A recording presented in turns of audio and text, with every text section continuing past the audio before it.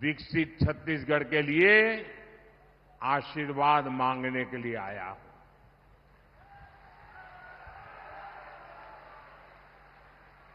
जब मैं विकसित भारत कहता हूं तो कांग्रेस वालों का और दुनिया में बैठी कुछ ताकतों का माथा गर्म हो जाता है।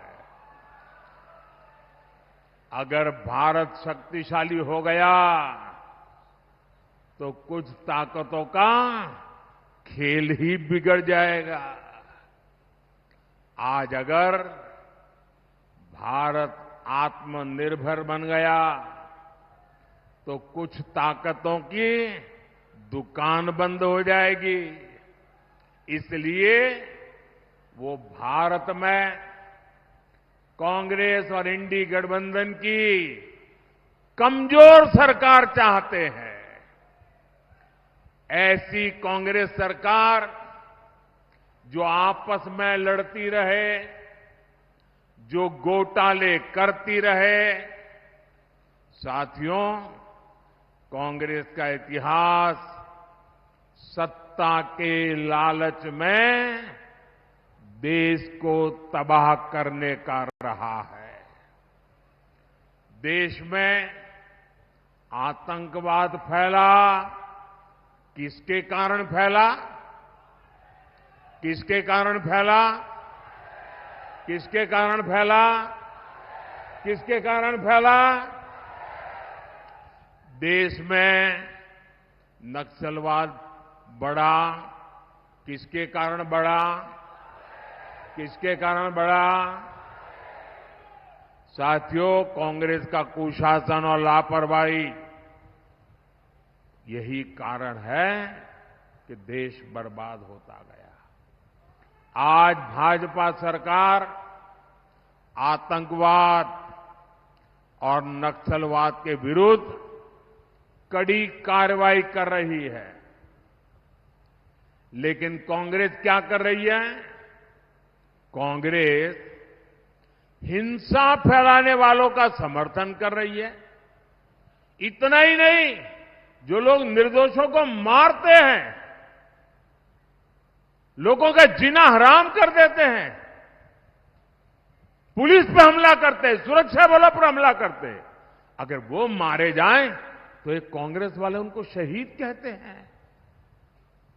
जब आप ऐसे लोगों को शहीद कहते हो ना, तो इस देश के शहीदों का, वीरों का अपमान करते हो।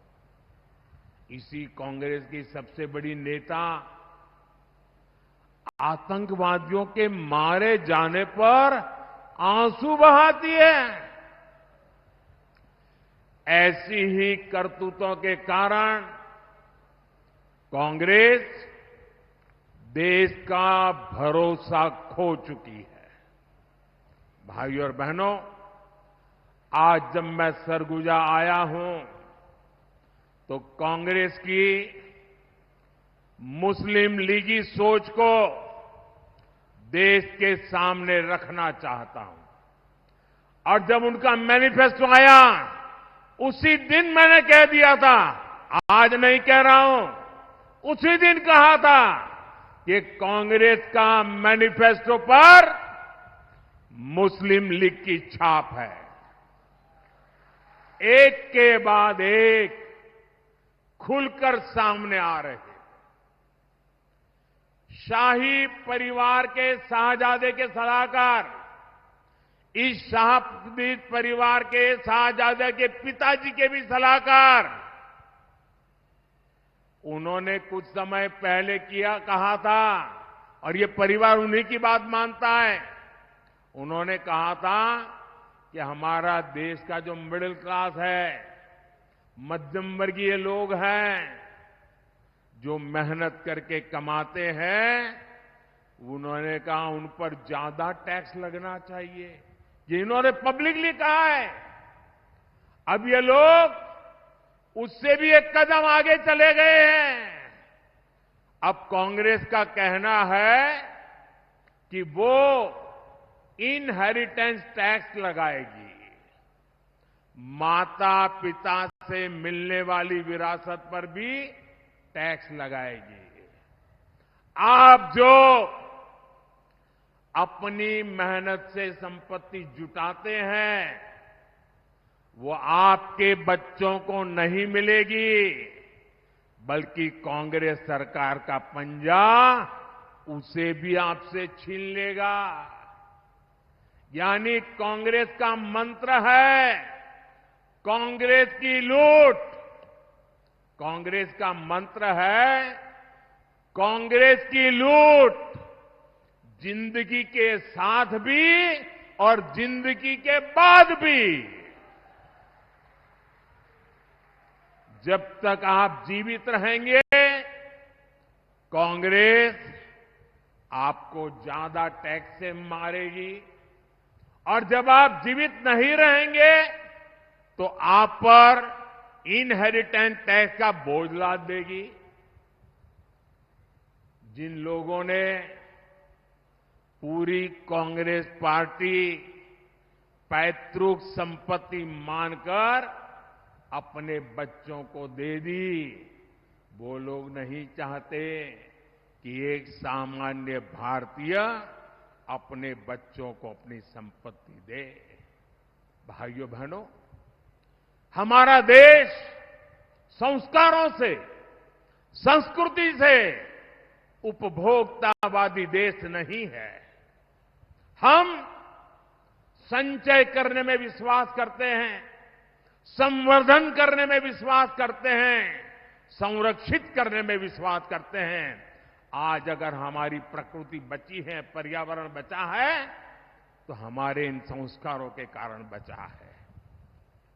हमारे यहां घर में बूढ़े मां बाप होंगे, दादा दादी होंगे, उनके पास एक छोटा सा भी गहना होगा ना, अच्छी एक आध चीज होगी तो संभाल करके रखेगी, खुद भी पहनेगी नहीं। क्यों?